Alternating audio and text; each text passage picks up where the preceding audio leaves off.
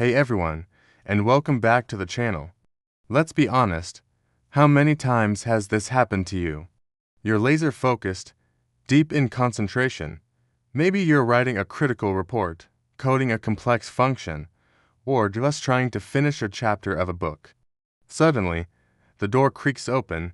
It's a colleague with a quick question, a family member wanting to chat, or your roommate asking what's for dinner. And just like that, poof, your focus shatters, and it takes forever to get back into that productive groove. The frustration is real, and it happens to all of us. These constant interruptions aren't just annoying, they're productivity killers.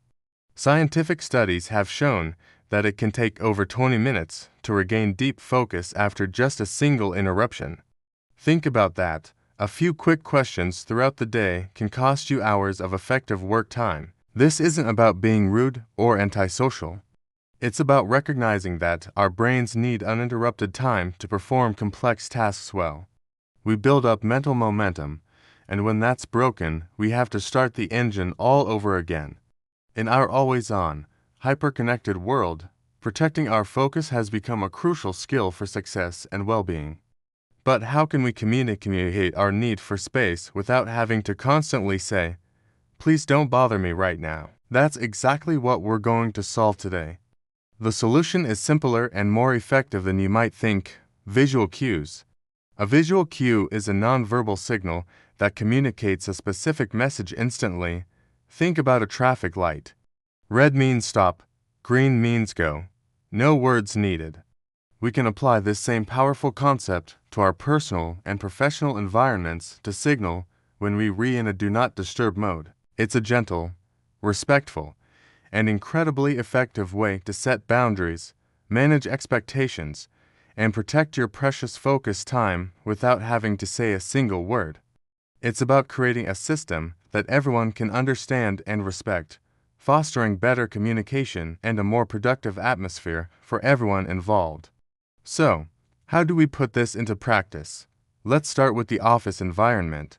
If you have your own office, a simple sign on your door can work wonders. This could be a professionally printed deep work in progress sign, or even a simple, color-coded system. For example, you could have a reversible plaque, one side green for available to chat, the other side red for focused work, please email. In an open plan office, this gets a bit trickier, but it's still totally doable. A popular and effective method is the headphone rule. If someone has headphones on, especially noise-canceling ones, it's a universal sign that they are trying to concentrate. You can reinforce this as a team-wide agreement. Another great tool is a small desk flag or even a specific desk light. A company I know gives every employee a small, battery-operated LED light. When it's on, it means they're in a focus block. It's visible, clear, and takes the guesswork out of approaching a colleague. Now, let's bring this concept home, because let's face it, with the rise of remote work, our homes have become our offices, and the lines are blurrier than ever.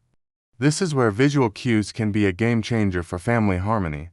If you have a dedicated home office, a sign on the door is your best friend.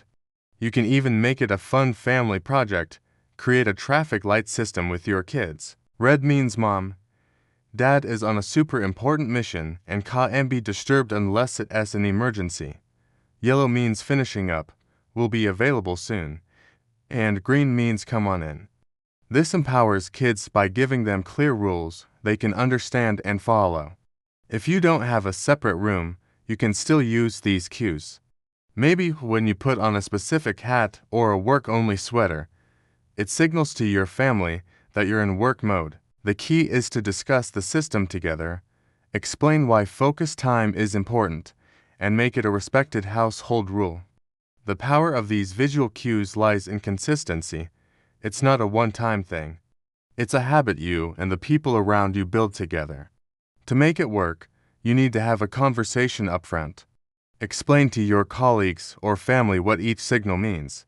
For example, say, "Hey team, when I have my red desk light on, it means I'm on a tight deadline. Please send me a message instead of stopping by, and I'll get back to you as soon as I'm done."